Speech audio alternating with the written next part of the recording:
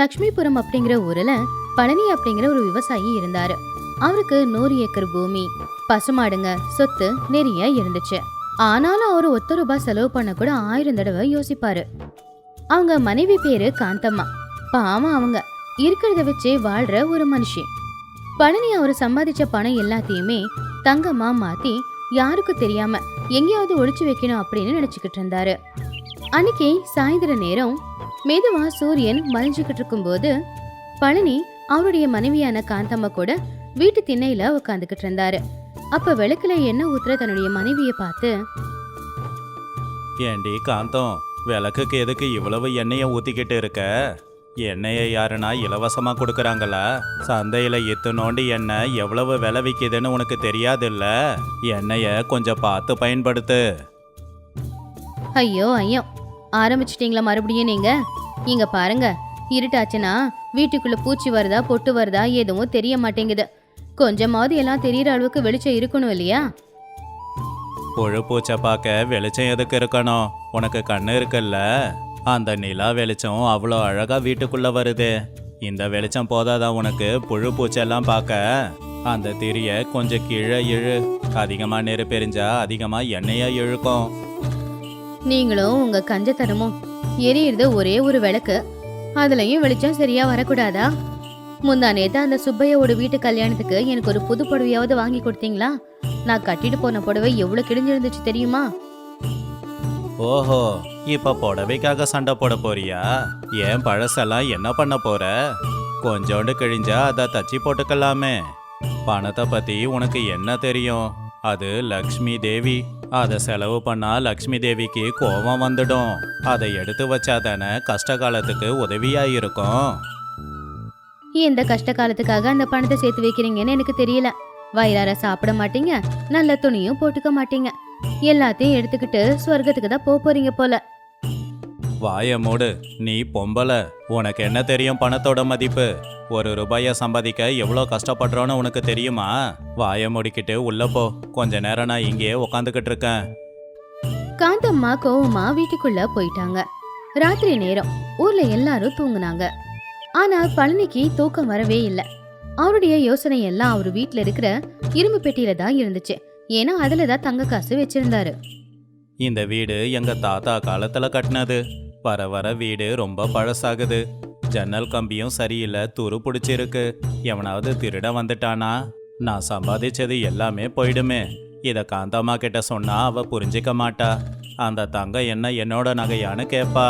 ஆனா இது எல்லாத்தையும் எங்கேயாவது ஒரு இடத்துல பத்திரமா வைக்கணும். ஆனா எங்க? அப்படியே ஒரு விளக்கு எடுத்துக்கிட்டு வீட்டுக்கு பின்னாடி தோட்டத்துக்கு போனப்போ அங்க ஒரு பெரிய புளிய மரம் இருந்துச்சு. அதை சுத்தி ஒரு புதரு இருந்துச்சு. இதுதான் சரியான இடம்.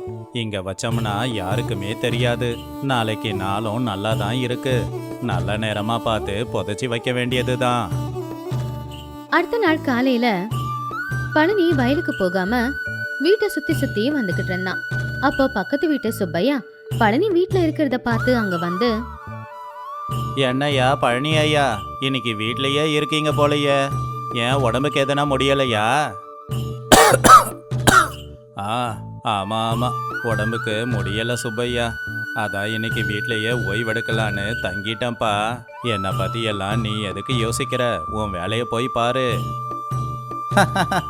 என்னப்பா புசுக்குன்னு இப்படி ஒரு வார்த்தை சொல்லிட்ட? ஏதோ பக்கத்து வீட்டுக்காரனாச்சே நலம் விசாரிக்கலான்னு வந்தேன். உன்கிட்ட தான் அவ்வளோ பணம் இருக்க. பட்டணத்துக்கு போய் டாக்டரை பார்க்கறது உடம்பை விட பணம் முக்கியம் இல்லப்பா. அவ்வளோ தூரம் போய் பணத்தை செலவு பண்ண வேண்டிய அவசியம் எனக்கு இல்லை. அதுக்கு பதிலாக வீட்டிலேயே கசாயம் குடிச்சுப்பேன். நீ கிளம்பு. சுப்பையா சரின்னு போகும்போது ராமையா அப்படிங்கிற இன்னொரு விவசாயி வந்தான். ஏன்பா சுப்பையா, நம்ம பழனியோட முகத்தை பாத்தியா? எதையோ எழுந்தா மாதிரி முகம் வாட்டமா இருக்கு இல்ல? அவரு கவலையா இல்ல, பயத்தோட இருக்காரு. பணம் இல்லாதவன் ராத்திரி நேரத்துல நிம்மதியா தூங்குவான். ஆனா பணம் இருக்கிறவனால தூங்கவே முடியாது. இந்த ஆளு வயிறார சாப்பிடவும் மாட்டான். பொண்டாட்டிக்கு ஒரு புடவையும் எடுத்து தர மாட்டான். பணத்தை பார்த்து பார்த்து சந்தோஷப்படுவான். ஆனா அதை அனுபவிக்கிற குடுப்பன அவனுக்கு இல்ல. அட உண்மைப்பா, முந்தா நேத்து சந்தையில 1 கிலோ கத்தரிக்காய் 40 ரூபான்னு சொன்னதுக்கு ஐயோ இவ்வளவு விலையா வேணான்னு திரும்ப வந்துட்டாரு. இவ்வளோ பணம் வச்சிருக்கிற மனுஷன் 40 ரூபாய் செலவு பண்ண யோசிச்சா எப்படி? அதைத்தானே நானும் சொல்லிக்கிட்டு இருக்கேன். பார்த்துக்கிட்டே இரு, அவன் நேசிக்கிற அந்த பணம் ஒரு நாள் அவன்கிட்ட இல்லாம போக போகுது. அன்னைக்கு நடுராத்திரியில அமாவாசை இருட்டுல எல்லாரும் தூங்கிக்கிட்டு இருக்கும்போது ஒரு கடப்பாறையையும் ஒரு மண்வெட்டியையும் எடுத்துக்கிட்டு கையில தங்க காசு இருக்கிற ஒரு மூட்டையையும் எடுத்துக்கிட்டு பழனி அவங்க வீட்டுக்கு பின்னாடி இருக்கிற புளிய மரத்துக்கிட்ட வந்தாரு. யாரும் இல்லதானே? இப்பவே இந்த மரத்துக்கு கீழே பள்ளத்தை தோண்டிட்டு இங்கேயே தங்க காசுகளை புதைச்சி வச்சிடுறேன். திருடனுங்க வந்தா வீட்டுக்கு தான் வருவானுங்க. இந்த இடம் யாருக்குமே தெரியாது அப்படின்னு சொல்லி அவரு பள்ளத்தை தோண்ட ஆரம்பிச்சாரு. அவருக்கு ரொம்பவும் வேர்த்து கொட்டுச்சு.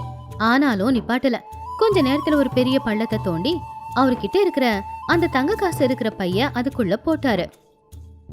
அம்மாடி மகாலட்சுமி, நீ இனிமே இங்கேயே பத்திரமா இரு. நான் தினமும் வந்து உன்னை நல்லபடியா பாத்துக்கறேன். உன்னை செலவு பண்றதுல எனக்கு விருப்பம் இல்ல. வீட்டுல இருந்தா திருடனுங்க திருடுவானுங்க. அதான் உன்னை இங்க பத்திரமா வைக்கிறேன். அவரு அந்த பள்ளத்தை மண்ணு போட்டு மூடி அடையாளத்துக்காக ஒரு பெரிய கல்ல அது மேல வச்சாரு. அதுக்கப்புறம் எதுவும் தெரியாத மாதிரி அமைதியா வீட்டுக்குள்ள போயிட்டாரு. ஆனா பழனிக்கு தெரியாத விஷயம் ஒண்ணு இருக்கு. அவரு செஞ்சுக்கிட்டு இருந்த எல்லாத்தையுமே ஒரு திருடன் பாத்துக்கிட்டு தான் இருந்தான். ஆஹா, இந்த கிழவன் தன்னைத்தானே புத்திசாலின்னு நினைச்சுக்கிட்டு மொத்த தங்கத்தையும் மரத்துக்கு கீழே புதைச்சி வச்சிருக்கானா? ஆனா அவனுக்கு தெரியாது நான் இதை பார்த்துட்டேன்னு. இன்னைக்கு என் தலையெழுத்து மாறப்போகுது. அந்த திருடன் மெதுவா புளிய மரத்துக்கிட்ட போய், இதுல அடையாளத்துக்கு கல்லு வேற. அதான் தெளிவா தெரியுதே. அந்த திருடன் வேக வேகமா பள்ளத்தை தோண்டினான். உள்ள இருக்கிற தங்க காசு எல்லாத்தையுமே வெளியில எடுத்துட்டான். அடடடடா, இவ்வளோ கனமா இருக்குன்னா எவ்வளோ தங்க காசு இருக்கணும். ஆனா அந்த கிழவ நாளைக்கு வந்து இந்த பள்ளத்தை பார்த்தானா பள்ளம் காலியா இருக்கும். அதை பார்த்தா அவன் பயங்கரமா கத்துவானே. அவன் அங்க இங்கன்னு பார்த்து பக்கத்துல இருந்த கூழாங்கல்லு மண்ணு எல்லாத்தையுமே கொண்டு வந்து அந்த பள்ளத்துல போட்டு மறுபடியும் மண்ணை போட்டு மூடிட்டு பழனி வச்ச மாதிரியே அந்த கல்ல அடையாளத்துக்கு வச்சுட்டு அப்படியே போயிட்டான். இப்ப சரியா இருக்கு. அந்த கிழவன் வந்து பார்க்கும்போது கல்லு மூடி இருக்கும். வச்சது வச்சபடியே தெரியும். அந்த கிழவனும் இதை பார்த்துட்டு அப்படியே இருக்குன்னு நினைச்சுப்பான். இப்ப எதுவும் பிரச்சனை இல்லை அப்படின்னு சொல்லி அந்த திருடன் அங்கிருந்து போயிட்டான். அடுத்த நாள்ல இருந்து பழனியோட வழக்கம் மாறி போச்சு. தினமும் ராத்திரி சாப்பிட்டதுக்கு அப்புறமா வீட்டு தோட்டத்துக்கு வர்றது, அங்க புளிய மரத்துக்கு கீழே இருக்கிற கல்லை பார்த்து சந்தோஷப்படுறது, இப்படியே போய்கிட்டு இருந்துச்சு. நாட்களும் போச்சு. பழனி அந்த மரத்துக்கு கீழே இருக்கிற மண்ணை பார்த்து பேசிக்கிட்டு இருக்கிறத பார்க்கும்போது காந்தம்மாவுக்கு சந்தேகம் வந்துச்சு. ஏங்க, தினமும் ராத்திரி நேரம் தோட்டத்துல என்ன பண்ணிக்கிட்டு இருக்கீங்க? ஏதாவது பேய் கூட பேசிக்கிட்டு இருக்கீங்களா? எனக்கு பயமா இருக்குங்க. வாய மூடு. பேயும் இல்ல பிசாசும் இல்ல. சும்மா காத்தாடலான்னு வந்து நின்னுக்கிட்டு இருக்கேன். நீ போய் படுத்து தூங்கு. காத்து வாங்குறதுனா வீட்டு திண்ணையில உட்காருங்க. அதை விட்டுட்டு புளிய மரத்துக்கு கீழே வந்து நின்னு பேசிக்கிட்டு இருக்கீங்க. நீங்க பண்றது ஏதோ சரியா இல்ல. என்ன மறைக்கிறீங்க? உனக்கு அதெல்லாம் தேவையில்லை. இது என்னோட உழைப்பு. நான் கஷ்டப்பட்டு சம்பாதிச்சது. அதை நல்லபடியா பாத்துக்க வேண்டியது என்னோட கடமை. இப்படியே பல மாசமும் ஓடி போச்சு. ஒரு நாள் ஊர்ல பெரிய திருவிழா நடந்துச்சு. பழனிக்கு பணத்துக்கான தேவை எதுவும் வரல. ஆனா அவன் புதைச்சு வச்ச தங்கம் பாதுகாப்பா தான் இருக்கா இல்லையான்னு தெரிஞ்சுக்கணும்னு அவர் ஆசைப்பட்டாரு. ரொம்ப நாளாச்சு நான் புதைச்சி வச்ச தங்கத்தை கண்ணால பார்த்து. இன்னைக்கு தோண்டி எடுத்து கண்ணால பார்த்துட்டு மறுபடியும் புதைச்சி வைக்கணும். அப்பதான் என் மனசுக்கு கொஞ்சம் நிம்மதியா இருக்கும். அன்னைக்கு ராத்திரி நேரம் பழனி ஒரு மண்வெட்டியை எடுத்துட்டு போய் அந்த பள்ளத்தை தோண்டி பார்த்தாரு. அதை பார்த்ததுமே அவருக்கு நெஞ்சு வலியே வந்துருச்சு. ஏன்னா தங்கம் இருக்க வேண்டிய இடத்துல இப்ப வெறும் கூழாங்கல்லு மட்டும்தான் இருந்துச்சு. பழனியோட தலையில இடியே விழுந்த மாதிரி இருந்துச்சு. ஐயோ, போச்சே, எல்லாம் போச்சே. நான் இத்தனை வருஷம் கஷ்டப்பட்டு சம்பாதிச்சது எல்லாம் போச்சே. யாரோ திருடிக்கிட்டு போயிட்டாங்களே அப்படின்னு சொல்லி நெஞ்சு பிடிச்சுக்கிட்டு பழனி ஐயோ ஐயோன்னு கத்த ஆரம்பிச்சாரு. அந்த சத்தத்தை கேட்டு வீட்டுக்குள்ள இருந்த காந்தம்மா வெளியில வந்தா. பக்கத்து வீட்டுல இருக்கிற சுப்பையா ராமையாவும் அந்த இடத்துக்கு வந்தாங்க. அட என்னாச்சு பழனி, எதுக்கு கத்திக்கிட்டு இருக்கீங்க? பாம்பு எதுனா கடிச்சிடுச்சா? பாம்பு கடிச்சிருந்தாலும் பரவாயில்லையே சுப்பையா, என் உசுறு தானே போயிருக்கும். ஆனா என் உசுருக்கும் மேல காப்பாத்திக்கிட்டு இருந்த என் சொத்து எல்லா தங்கத்தையும் கொண்டு வந்து இந்த புளிய மரத்துக்கு கீழே பள்ளத்தை தோண்டி புதைச்சி வச்சிருந்தேன். ஆனா இப்ப பள்ளத்தை திறந்து பார்த்தா அதுல எதுவுமே இல்ல. என்னது, மொத்த தங்கத்தையும் கொண்டு வந்து இங்க பள்ளம் தோண்டி புதைச்சு வச்சீங்களா? ஏங்க, அதை வீட்டுக்குள்ள பெட்டியில போட்டு வச்சிருந்தாலே பத்திரமா இருந்திருக்குமே. நானும் அது கொஞ்சம் பத்திரமாவே பாத்துக்கிட்டு இருந்திருப்பேன்ல. உன்னை நம்பாம தானே புதைச்சி வச்சேன். ஆனா எல்லாமே போயிடுச்சே. இனி நான் எதுக்கு உயிரோட இருக்கணும்? பூஜனங்க எல்லாரும் அங்க ஒன்னா சேர்ந்தாங்க. சில பேர் பழனியை பார்த்து வருத்தப்பட்டாங்க. ஆனா பல பேர் இவருடைய கஞ்சத்தனத்துக்கு இப்படிதான் நடக்கும் அப்படின்னு திட்டுனாங்க. அப்போ சுப்பையா பழனி கிட்ட, பழனி, அமைதியா இரு, அழுவாத. ஒரு சின்ன கேள்வி மட்டும் கேட்குறேன், அதுக்கு பதில் சொல்றியா? என்னய்யா, என் வாழ்க்கையே போச்சுன்னு அழுதுகிட்டு இருக்கேன், நீ கேள்வி கேட்குறேன்னு சொல்ற? அட இல்லை பழனி, இவ்வளோ தங்கத்தை புதைச்சி வச்சியே, அதுல இருந்து ஒரு தங்க காசாவது எடுத்து என்னைக்காவது உன் பொண்டாட்டிக்கு ஒரு புடவை வாங்கி கொடுத்துருக்கியா? இல்லை வீட்டுக்காவது செலவு பண்ணி நல்ல சாப்பாடு சாப்பிட்ருக்கியா? இல்லை சுப்பையா, செலவு பண்ணா அதான் தீந்து போயிடுமே. அதனால அதுல இருந்து ₹1 கூட எடுக்கல. இங்க இருக்குங்கிற தைரியத்துல வாழ்ந்துட்டேன். அதை கேட்டு சுப்பையா சத்தமா சிரிச்சான். அப்படின்னா நீங்க எதுக்காக வருத்தப்படுறீங்க சொல்லுங்க? எப்படியும் அதை வச்சு எதுவும் செய்ய போறதில்ல, யாருக்காகவும் அதை செலவும் பண்ண போறதில்ல. அப்புறம் அந்த பள்ளத்துல தங்கம் இருந்தா என்ன, இல்ல கல்லு இருந்தா என்ன?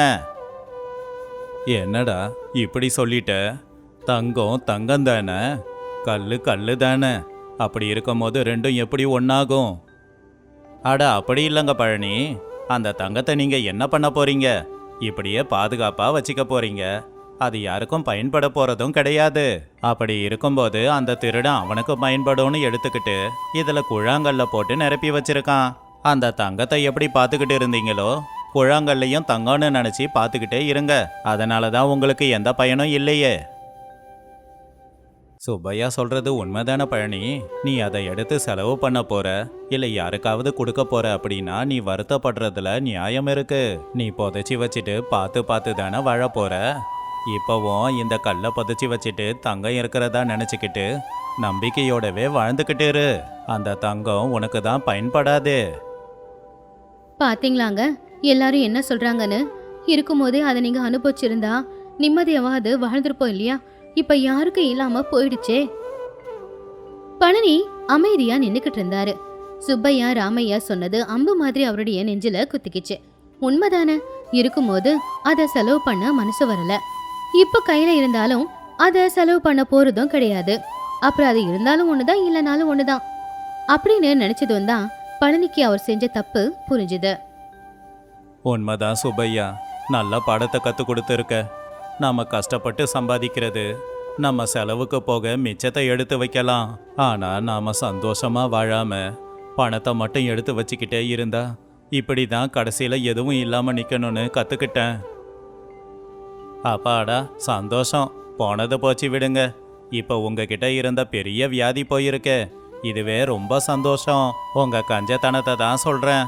இனிமேலாவது நீங்கள் கஷ்டப்பட்டு சம்பாதிக்கிறதுல உங்கள் பொண்டாட்டியை நல்லா பார்த்துக்கிட்டு வயிறார சாப்பிடுங்க போதும். பழனி சரின்னு சொன்னாரு. அவருக்கு வருத்தம் இருந்தாலும் இப்ப ஒரு தெளிவும் இருந்துச்சு. அன்னையில இருந்து அவர் அவருடைய மனசை மாத்திக்கிட்டாரு. சம்பாதிச்சதை வீட்டுக்காக செலவு பண்ண ஆரம்பிச்சாரு. பணம் செலவு பண்ணி வீட்டை சரி பண்ணாரு. பொண்டாட்டிக்கு தேவையான புடவை நகை வாங்கினாரு. இப்ப அவருடைய முகத்துல எந்த பயமும் இல்ல, சந்தோஷம் மட்டும்தான் இருந்துச்சு. அப்படி பிசினாரி பழனியோட வாழ்க்கை அந்த ஊர்க்காரங்க எல்லாருக்குமே ஒரு பாடத்தை கத்து கொடுத்துச்சு. கஷ்டப்பட்டு சம்பாதிக்கிறதுல செலவு பண்ணது போக மிச்சத்தை எடுத்து வச்சா போதும். பணத்தை ரொம்ப நேசிக்க கூடாது. நாம சம்பாதிச்ச பணத்தை வீணாதான் செலவு பண்ணக்கூடாது.